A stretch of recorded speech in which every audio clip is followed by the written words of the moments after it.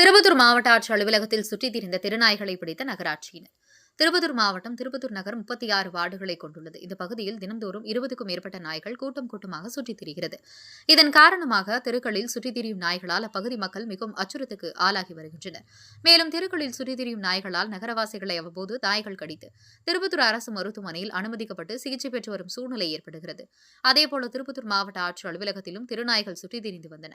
இதுகுறித்து எழுந்த புகாரின் பேரில் திருப்பத்தூர் நகராட்சியினர் திருநாய்களை பிடித்து சென்றனர். திருப்பத்தூர் மாவட்ட செய்திகளுக்காக ஸ்ரீரமேஷ்.